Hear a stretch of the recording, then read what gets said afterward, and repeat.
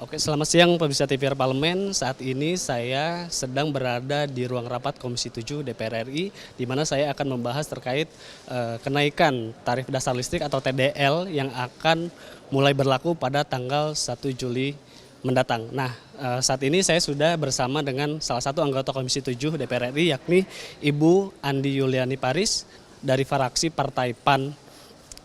Baik, langsung saja nih Bu.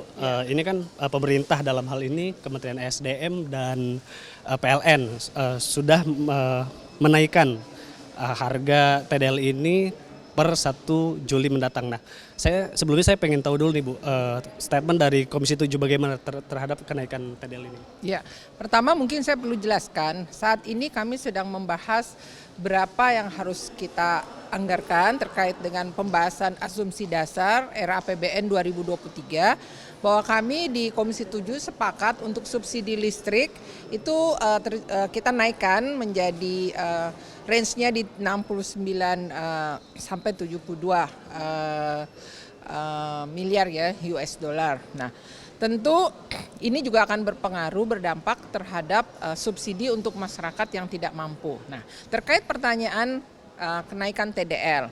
Nah, tentunya kita harus bisa memilah mana yang kita berikan subsidi, mana yang tidak kita berikan subsidi. Kalau semua pelanggan listrik kita berikan subsidi, tentu itu akan terjadi pembengkakan pada subsidi ya yang harus dibayar oleh negara, dalam hal ini pemerintah. Nah, tetapi jika memang akan terjadi kenaikan TDL, pertama pemerintah harus punya data yang jelas siapa saja rumah tangga yang menjadi pelanggan yang bersubsidi ya 450 sampai 900 kWh. Nah, yang saya lihat bahwa pemerintah belum siap dalam hal pendataan. Nah, yang masalah juga ketika menggunakan token, ya kan? Kalau menggunakan token kan dia sistemnya masih general, masih sama. Nah, tentunya PLN harus mencari inovasi-inovasi, mungkin ada kode-kode tertentu atau aplikasi tertentu yang bisa membedakan ketika kami misalnya seseorang dia adalah pelanggan listrik yang menggunakan token, kemudian dia akan membeli listrik dengan aplikasi mobile banking atau dengan melalui ATM, ini harus berbeda. Kalau sekarang ini kan masih belum berbeda. Jadi misalnya pelanggan di 450 kWh dengan 900 kWh datang ke ATM atau dengan mobile bankingnya, dia pasti akan juga terdampak. Nah, ini saya harapkan sebelum TDL ini dinaikkan, pemerintah ataupun PLN punya aplikasi atau inovasi aplikasi yang mampu membedakan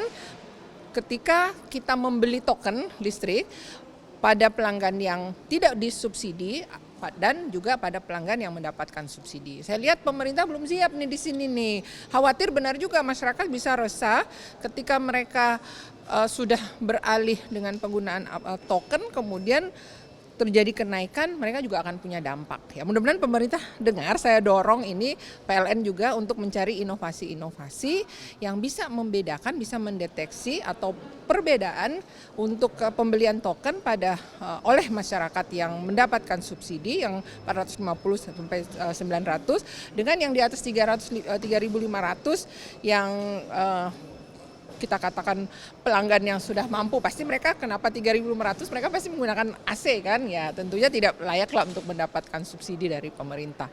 Karena uang subsidi ini rakyat harus tahu, uang subsidi ini selain untuk mensubsidi masyarakat yang tidak mampu, pelanggan listrik 450 sampai 900 juga digunakan untuk sekolah, untuk jalanan, untuk program-program pangan yang lain. Jadi masyarakat yang mampu tuh harus maulah memberikan subsidinya kepada masyarakat yang tidak mampu. Tapi inovasinya paling penting.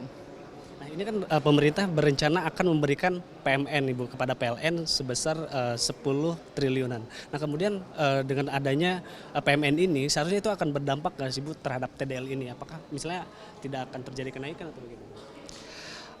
Begini, kita harus hitung dulu berapa sih jumlah pelanggan listrik yang 450, 900. Jangan sampai nanti ada pemberian insentif seperti itu ternyata dimanfaatkan kepada semua golongan. Nah, inilah yang perlu diskusi. Kita akan dorong PLN untuk nanti mendiskusikan lebih detail lagi pemanfaatan dana-dana subsidi ini akan diarahkan kemana saja. Nah, database itu paling penting. Lalu saya katakan database ini yang paling penting. Nah, inilah yang tidak dimiliki oleh pemerintah dan juga PLN. Baik, itu artinya berarti database ini ya Bu yang harus Iya. diperhatikan dan inovasi yang Ya. harus dilakukan. Karena sekarang di lain pihak kan PLN sekarang mendorong orang menggunakan token. Tapi rakyat tuh takut menggunakan token ya karena takutnya tidak bisa terdeteksi bahwa mereka adalah penerima subsidi kalau membeli listrik dengan token. Baik, demikian hasil wawancara saya dengan salah satu anggota Komisi 7 DPR RI. Saya Fitian Naunillah, kembali ke studio.